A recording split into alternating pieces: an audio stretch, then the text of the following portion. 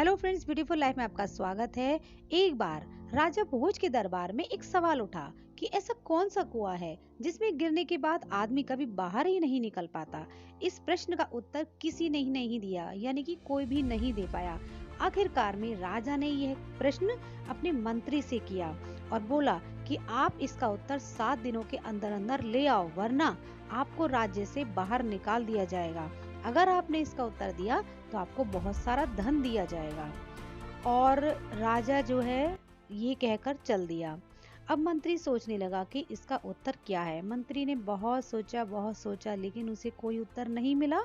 तो वह जंगल की ओर चल दिया, क्योंकि वो मान बैठा था कि अब तो उसको दंड मिलना ही है कि मुझे आंसर नहीं मिला है। 6 दिन बीत चुके थे और मंत्री बहुत निराश था। तब वह जंगल की ओर चल दिया। वहाँ उसकी भेंट एक गडरिये से हुई। गडरिये ने पूछा, आप तो मंत्री हैं, आप तो राजा के दुलारे हैं, फिर आपके चेहरे पर इतनी उदासी क्यों? तो उसने सोचा कि यह गडरिया मेरा क्या मार्गदर्शन करेगा। ये सोचकर उसने कुछ भी नहीं बोला। इस पर गडरिये ने पुनः उससे बोला कि आपकी उदासी का क्या कारण है? मंत्री जी, हम भी सत्संगी हैं, हम भी सत्संग में रहते हैं। आप अपने मन की बात हमें बताएं, हो सकता है कि हम आपके प्रश्न का जवाब दे सकें। निसंकोच कहिए। मंत्री ने प्रश्न बताया और कहा कि अगर कल तक राजा को हमने इस प्रश्न का जवाब नहीं दिया तो वो हमें राज्य से निकाल देगा।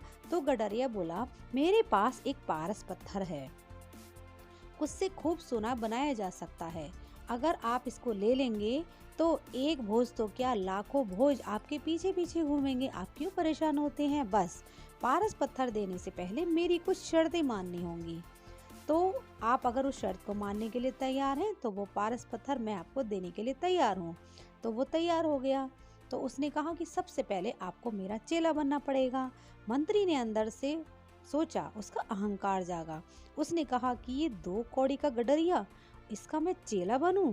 लेकिन क्या करता, स्वार्थ पूर्वक उसने बोला कि हाँ ठीक है, मैं चेला बनने के लिए तैयार हूँ।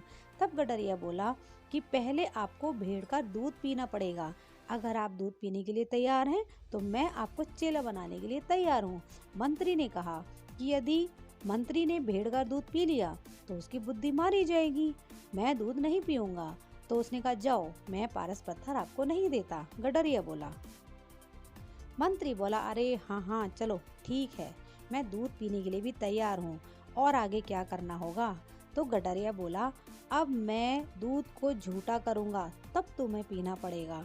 तुम जितने जितने मेरे प्रश्न पर क्वेश्चन मार्क लगाते जाओगे, मना करते जाओगे, मेरी शर्तें एक एक करके बढ़ती रहेंगी। पहले तुम्हें सिर्फ दूध पीना था, तुमने दूध पीने से मना किया, अब मैंने उसको झूठा किया, अब मैं वो झूठा दूध तुम्हें पिलाऊंगा।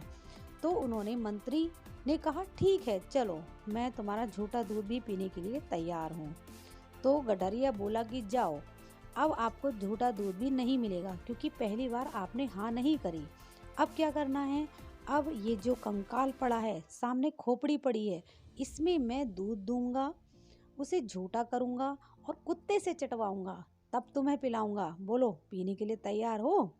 तब तुम्हें पारस मिलेगा, नहीं तो अपना रास्ता नापो, जाओ, मैं आपको पारस नहीं दूंगा।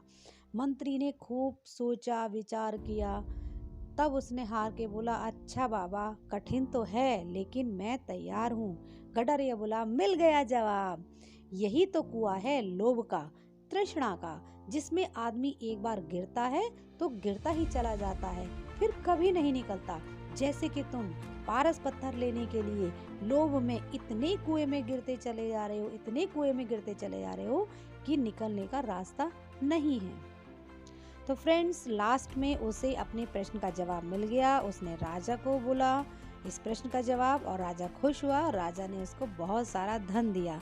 तो दोस्तों, इसी तरीके से लोभ रूपी, लालच रूपी ये वो कुआं होता है जिसमें इंसान गिरता चला जाता है और कभी नहीं उठ पाता। तो दोस्तों, अगर आपको ये कहानी थोड़ी सी भी पसंद आई हो तो एक लाइक तो बनता है ना। इसे लाइक कीजिए, कमेंट कीजिए, शेयर कीजिए, और अगर आप चैनल पर नए हैं तो इसे सब्सक्राइब भी कीजिए, बेल आइकन को प्रेस कीजिए, जिससे कि आने वाली सारी वीडियोस टाइम टू टाइम आपके पास मिलती रहें।